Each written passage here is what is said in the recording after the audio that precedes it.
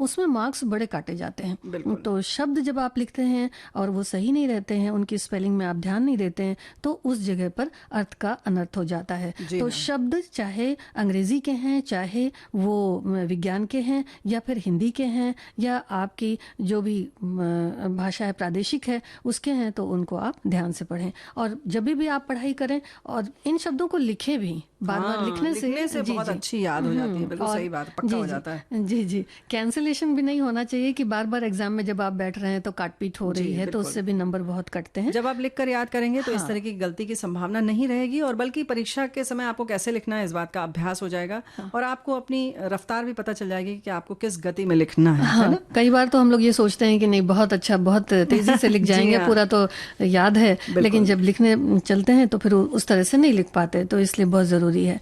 और हमें लगता है कि अब तो समय, जैसे हमने पहले भी कहा, कि पुनरावृत्ति का है, तो अगर आप यहीं कहीं कुछ पुनरावृत्ति कर रहे हैं तो साथ में किसी को लेकर बैठ जाएं, अपने मित्र को या अपने घर में जो भी है उसके साथ बैठ के रिवीजन कर लें, तो ज़्यादा आसानी हो जाएगी, ताकि वो पूछें और आप बताएं फटाफट।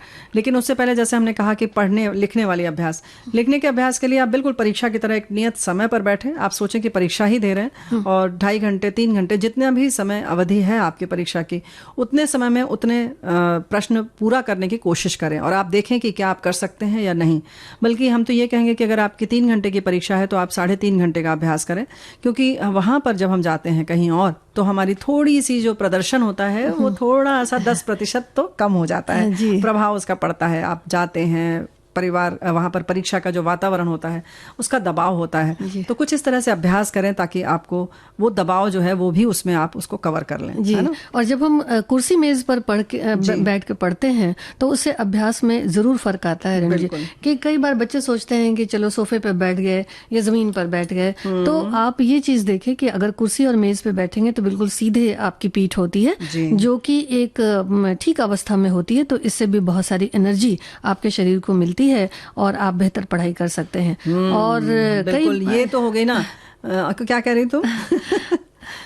बिल्कुल बताओ। जी जी, मैं ये कह रही थी कि कई बच्चे ऐसा होते हैं कि अक्सर कहीं भी बैठ जाते हैं, तो वो बात नहीं होती। जब आप कुर्सी मेज पर बैठते हैं तो कहा यह जाता है कि जो हमारी रीढ़ की हड्डी है वो काफी एनर्जी हमारे बॉडी में, यानी बड़ा ही ताकत हमें प्रदान करती है हमारे दिमाग को। जी जी, तो वो बिल्कुल सीधी रखना बहुत जरूरी है। तो एक जो कहते हैं कि पॉस्चर होता है, तो उस पॉस्चर में उस करेक्ट तरीके से, अच्छी तरीके से, सीधी तरीके से आप बैठे और पढ़ें। और आप देखेंगे कि धीरे धीरे अगर आप 5 मिनट बैठते हैं, 10 मिनट, 15, 20 मिनट, तो ऐसे धीरे धीरे उसकी अवधि बढ़ती चली जाती है और आराम से आप पढ़ाई कर लेते हैं। लेकिन अब हमारी बात करने की जो है ना अवधि बहुत बढ़ चुकी है, और अब हम थक गए, हमारा पोस्चर बिगड़ने वाला है अगर गीत नहीं सुनवाएंगे संगीता तो।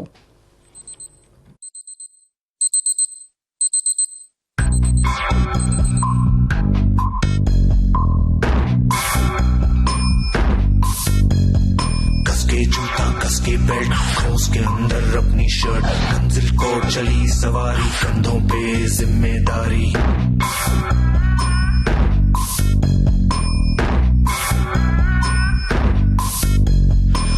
में फाइल, मन में दम, मीलों मील चलेंगे हम, हर मुश्किल से टकराएंगे, टस से मस ना होंगे हम। दुनिया का नारा जमे रहो, मंजिल का इशारा जमे रहो, दुनिया का नारा जमे रहो, मंजिल का इशारा जमे रहो।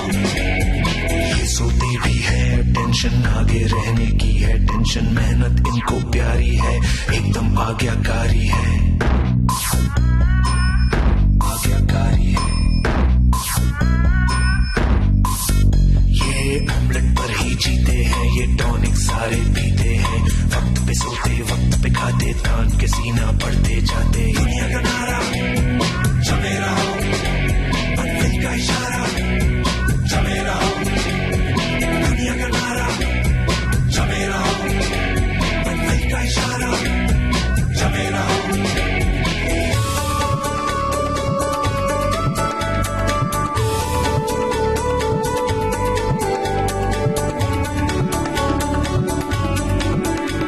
यहाँ अलग अंदाज है, जैसे